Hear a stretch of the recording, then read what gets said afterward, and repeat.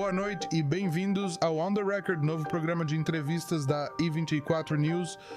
Toda semana estarei conversando com especialistas e tomadores de decisão importantes de Israel e de toda a região sobre as principais questões que envolvem o Oriente Médio. É uma honra apresentar nosso primeiro convidado, Ofer Shelah. Shelah é ex-membro do Knesset e um dos fundadores do partido Yesh Atid, atualmente na oposição. Ele é o diretor do Programa de Pesquisa de Política de Segurança Nacional de Israel no Instituto de Estudos de Segurança Nacional. Ele também é um dos principais comentaristas esportivos de Israel. Oi, Ofer. Oi. Obrigado por estar conosco hoje.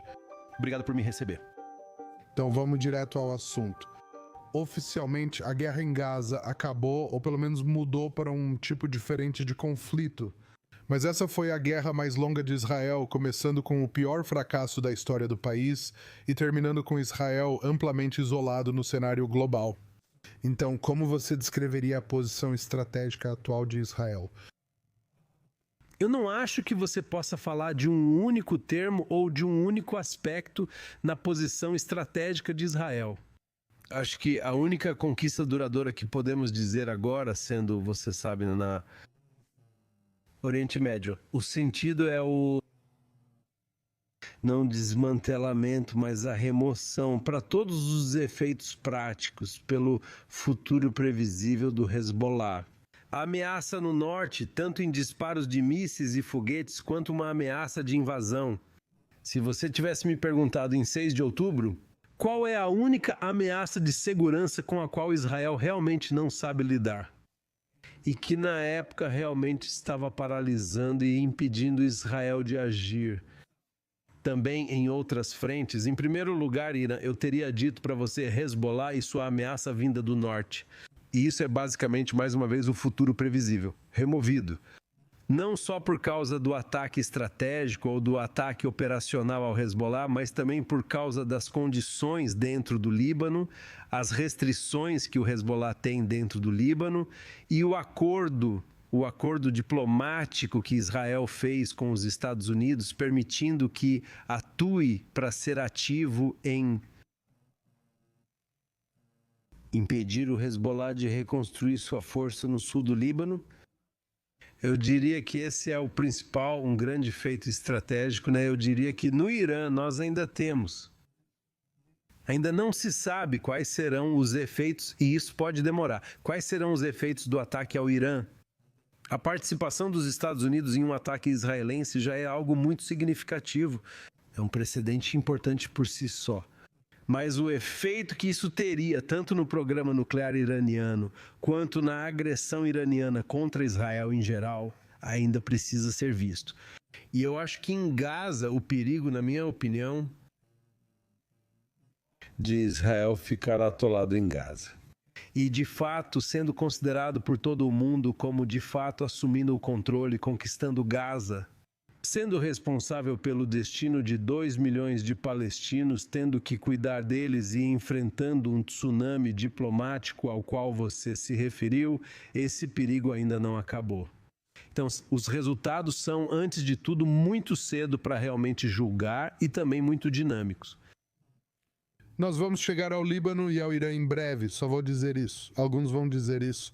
O foco no Hezbollah faz parte de criar um ponto cego em relação a Gaza como parte do que levou ao fracasso de 7 de outubro, mas nós vamos falar sobre o Líbano, mais especificamente sobre Gaza. Vamos analisar o plano de 20 pontos do presidente dos Estados Unidos da América, Donald Trump, para Gaza.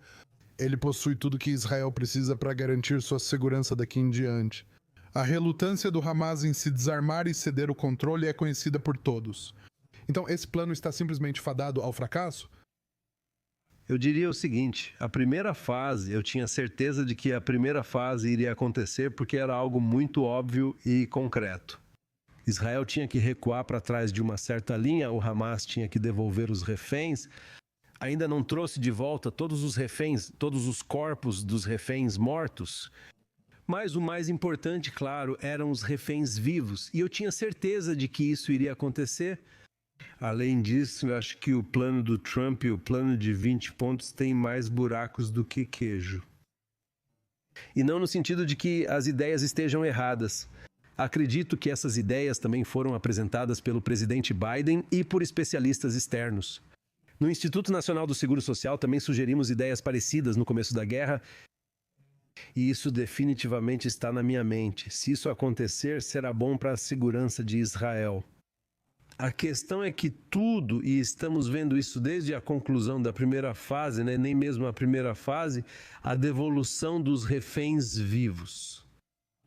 Estamos vendo que tudo no Oriente Médio leva muito tempo, tudo é complicado, tudo tem muitos detalhes. E eu não tenho certeza se essa administração atual e esse presidente que fez grandes coisas por Israel no próprio acordo e em outros aspectos, não acho que eles lidem com o longo prazo ou questões complexas. E para mim esse seria o teste, não os detalhes da força multinacional e desse Conselho de Paz, ou seja lá o que for, mas sim a paciência, a resistência, todas as forças externas, começando pelos Estados Unidos, mas também a Arábia Saudita, os Estados do Golfo, o Egito e todos os outros têm, nesse sentido. E mais uma vez, na minha opinião, o perigo é que em algum momento eles percam a paciência. Vai ser complicado e arriscado e eles dirão, você quer Gaza, então fique com Gaza. E como há até elementos políticos em Israel que querem isso, acho que o perigo é ainda maior. Sim, quero dizer, você realmente vê soldados da Indonésia, do Egito entrando nos túneis do Hamas, desmantelando-os, indo atrás dos lançadores de foguetes do Hamas. Quero dizer, isso é um cenário viável na sua opinião? Não é. E acho que é óbvio para todos que o único guarda de segurança, por assim dizer, para esse acordo é o Forças de Defesa de Israel, mas há uma grande diferença entre o Forças de Defesa de Israel, fazer isso como parte desse acordo político, desse acordo diplomático, que tem um futuro tanto para Gaza quanto para os palestinos em geral, e inclui a autoridade palestina. Ou a intenção de fazer isso. Porque Israel decidiu que, por razões de segurança, por razões ideológicas, por qualquer motivo, vai praticamente assumir o controle de Gaza. Estávamos indo nessa direção antes do acordo. Nesse sentido, o que temos agora já é melhor do que antes do acordo.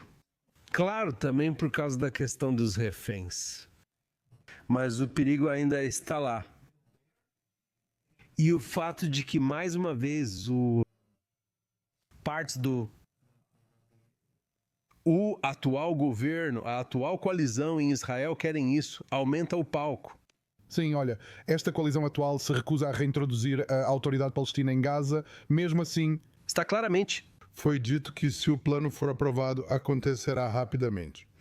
O que você acha do envio de forças dos Estados Unidos da América para Israel, a apenas 32 quilômetros da fronteira com Gaza? Isso é mais uma prova do compromisso dos Estados Unidos da América com a segurança de Israel ou um recado para Jerusalém?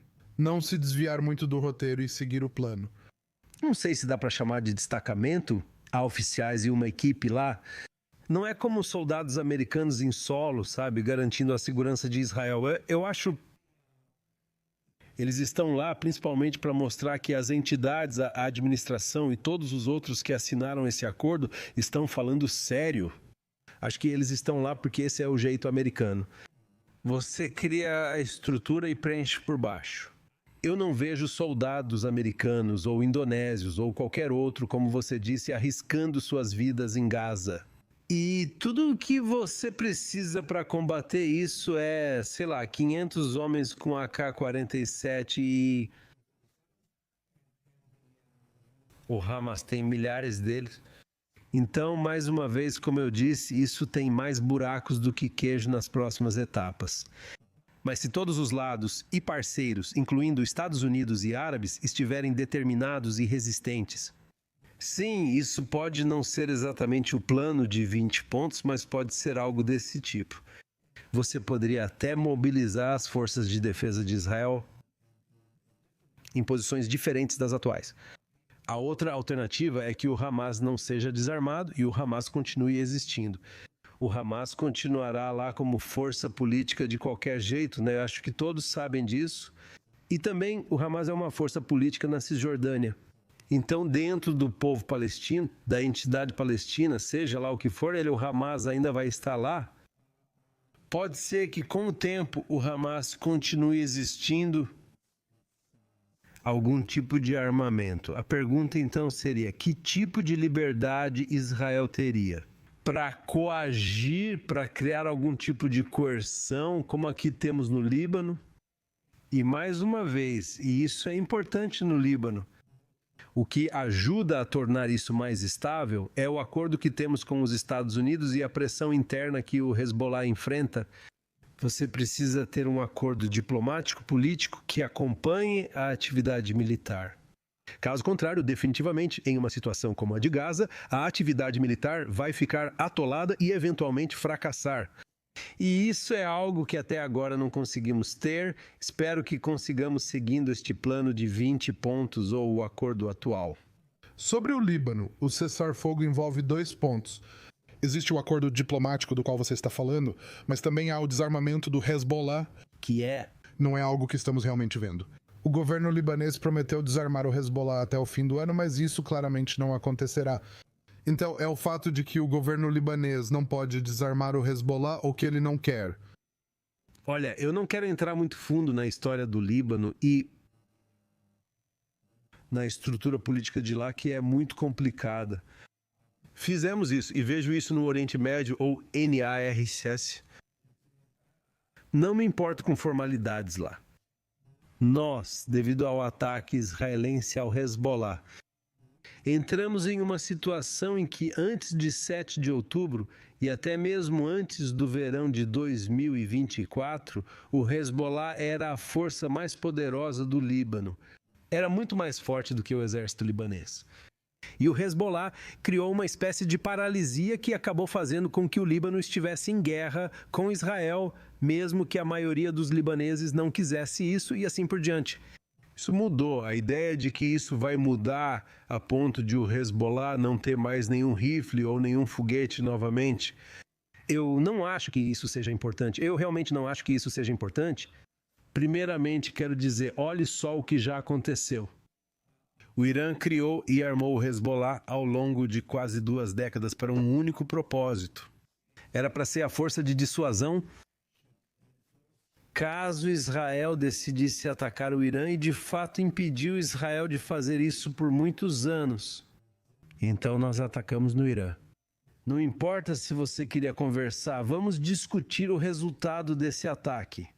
Mas o Hezbollah está em uma situação ruim. Por quê? Porque foi atingido, porque sua liderança foi retirada, porque enfrenta essas pressões internas. Isso para mim é muito mais importante do que a falsa ideia de que vamos desarmar o Hezbollah. E todos eles vão ser, sei lá, fazendeiros e corretores de ações. Isso não vai acontecer. E eu acho que é um objetivo político, ou um objetivo declarado politicamente, muito mais do que um objetivo real. Então vamos ficar na nossa vizinhança imediata, Jerusalém e Damasco. Eles têm participado de negociações há muitos meses agora, que se tornaram públicas, não? Há tempos, sobre um acordo de segurança. Mas não devemos esquecer o histórico do seu líder interino autoproclamado. Então, você acha que Israel deveria dar uma chance ao presidente Ahmed al-Shara?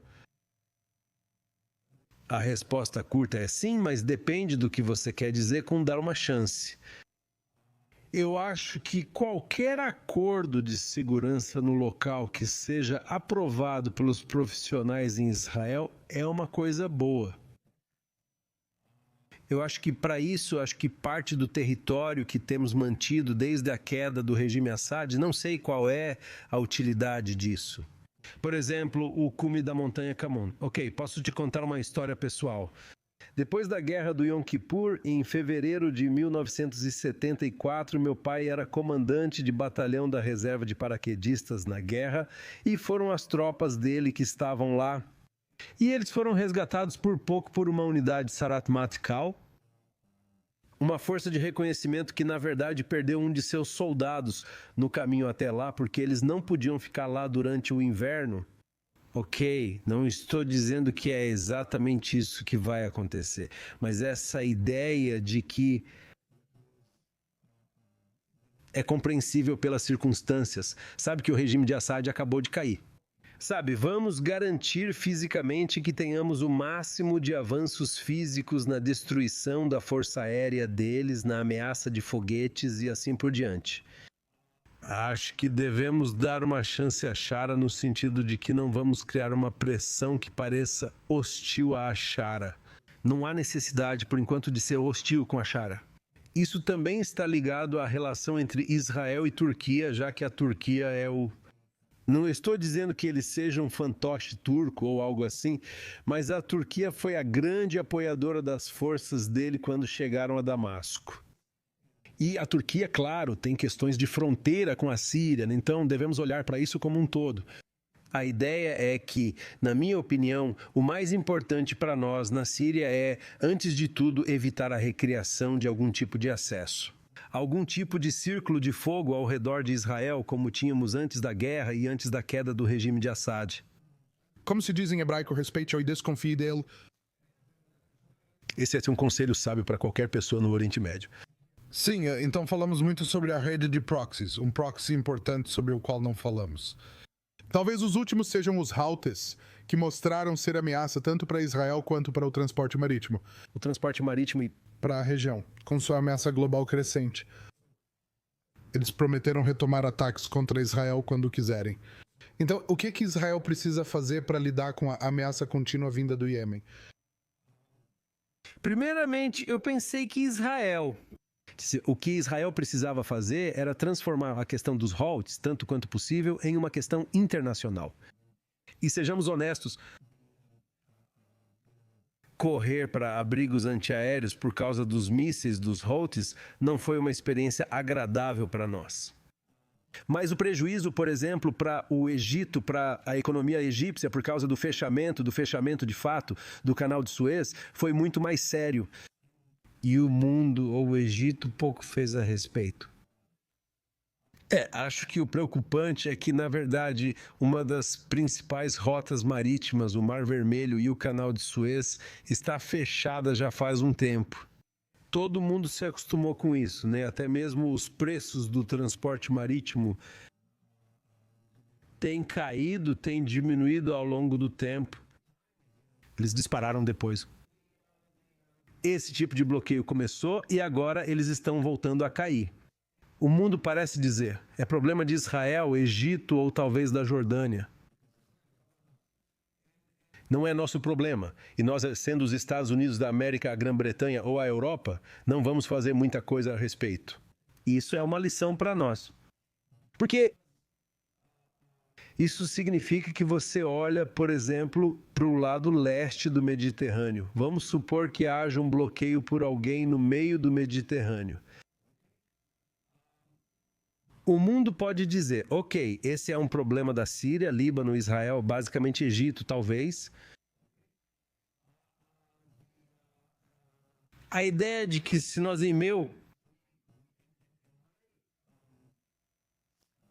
Minha conclusão sobre isso não é que devemos fazer tudo sozinhos. Temos lutado contra os Houthis tanto quanto podemos até agora, e isso não parece afetá-los. Matamos o chefe de gabinete deles. Não parece afetá-los muito. E isso significa que, quando você lida com o mundo e quando se vê, começando por Gaza e indo até o Iêmen ou Teherã como parte de uma ordem global, você deve estar pronto para se incorporar, para se imergir completamente nessa ordem até o fim. E não apenas quando for conveniente para você ou só quando você for forçado a fazer isso. Como, basicamente, este governo e este primeiro-ministro foram forçados a fazer pelos Estados Unidos. Em relação a Gaza... Ainda não ouvimos o último dos Houthis. Ok, vamos passar para a última parte do programa. Quero uma rodada rápida de perguntas e respostas. Vou mostrar 3 imagens na tela aqui e você responde com a primeira coisa que vier à sua mente. Então vamos dar uma olhada na primeira imagem. Olha, como eu disse... Catar e Turquia foram os que mais se beneficiaram do que aconteceu nos últimos meses. E também isso mostra que está relacionado a o que parece ser o principal motivo para este presidente americano. Que, como disse, a maioria das ações do presidente Trump foi positiva para Israel. Por outro lado, pense na cena que tivemos com Netanyahu na Casa Branca, quando Netanyahu é forçado a ler esse pedido de desculpas ditado ao Catar. E há uma pessoa do Catar, como descobrimos depois, há uma pessoa do Catar na sala supervisionando isso. Netanyahu lia cada vírgula. É o que penso sobre isso, mas não sobre aquilo. É assim que esse presidente comanda o mundo, e mais uma vez até agora tem sido positivo para Israel. Mas temos que estar atentos ao lado negativo disso. Não tenho certeza se todo mundo aqui em Israel está feliz com a aproximação do governo Trump. Não é só o governo Trump, devo dizer que governos consecutivos têm se aproximado do Catar. Vamos passar para a próxima foto. Olha, Erdogan, você sabe, Israel e Turquia sempre tiveram uma relação muito, muito boa. E mesmo nos primeiros anos de Erdogan, quando ele começou a ser hostil, ainda tínhamos uma ótima cooperação militar com a Turquia, ótima inteligência. Eu não sei se as pessoas sabem disso. O Mossad, pelo menos em 2 ocasiões que eu conheço, impediu ataques terroristas na Turquia contra turcos, não contra judeus ou alvos israelenses e assim por diante. E Erdogan tem suas próprias ambições e definitivamente tem animosidade em relação a Israel. Estar em conflito com a Turquia é algo muito complicado para Israel. E mais uma vez, eu não veria a resolução disso, mas sim o gerenciamento disso por meio de mentiras internacionais. Israel não vai dissuadir a Turquia. Israel não vai assustar a Turquia. Israel não precisa temer a Turquia, mas ela também integra a OTAN. Então, é um jogador muito complexo. E precisamos lidar com isso de forma inteligente, mais uma vez, através da estrutura internacional do Oriente Médio. Sim, vai ser interessante ver se eles realmente acabam fazendo parte da força multinacional em Gaza. Vamos dar uma olhada na terceira e última imagem. Olha, eu sou uma das poucas pessoas em Israel que realmente redigiu e realmente aprovou na Knesset um projeto de lei em 2014. O projeto de lei que votamos em 2014 não é relevante. Agora, vou te dizer 2 coisas. Uma para mim sempre. O maior problema com os Haredi não irem para o serviço não era só esse. Após 7 de outubro, discutem-se bastante as necessidades do exército, que precisa de mais soldados, especialmente de combate. Para mim, o problema era a prontidão, a disposição do público que serve de continuar servindo e de estar sob esse enorme fardo, que se tornou muito maior desde 7 de outubro, quando 1 em cada 6 possíveis soldados está isento do serviço militar. E, claro, havia a intenção nesta coalizão atual de aprovar uma lei que tornaria isso, né, você sabe, até mesmo uma lei básica em Israel. E eu acho que a outra coisa é que existem, na prática, eu não diria soluções, mas existem coisas práticas a serem feitas. Por exemplo, eu estou envolvido em algumas delas, alguns dos meus amigos Haredi e as pessoas Haredi com quem eu converso afirmam que você poderia criar uma força de reserva de 10 mil Haredi prontos para servir, realmente servir por 1 mês, defendendo as fronteiras e assim por diante. E isso não resolveria a questão do recrutamento, e isso não resolveria a primeira coisa sobre a qual falei, mas estou colocando isso porque o problema é que a questão do serviço dos Haredi se tornou não um problema prático a ser resolvido. Não digo que está resolvido, mas precisa ser enfrentado. E isso vira o foco do choque de identidade em Israel. E uma vez que as coisas chegam a esse ponto, todo mundo tende a ser menos prático. Então é um problema real lá.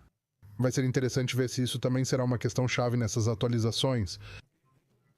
Claro que vai. Coisas fascinantes. Certamente poderíamos continuar falando. Também nem chegamos a falar sobre essa era de ouro dos israelenses na NBA. Mas infelizmente vamos encerrar agora. Esse é todo o tempo que temos essa semana. E quero agradecer novamente Ofer Shelah pelo seu tempo e pelas ideias interessantes. Junte-se a nós novamente na próxima semana.